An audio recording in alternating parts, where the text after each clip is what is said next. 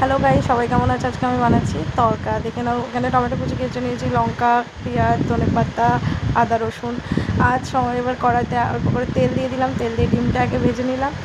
ডিমটা ভাজা ভাজা হয়ে গেলে আমি তুলে নিলাম। দিয়ে দিলাম আদা বাটা, রসুন বাটা, মানে বাটা বলতে কুচি কুচি করে দিয়েছিলাম। তো একটু ভেজে নিচ্ছি। একটু ভাজা হয়ে যাওয়ার পরই আমি ছপ করে এখানে দিয়ে দেবো লঙ্কা, কাঁচা লঙ্কাটা দিয়ে দেবো, যাতে একটু কাঁচা লঙ্কাগুলো ভাজা ভাজা হয়ে যায়।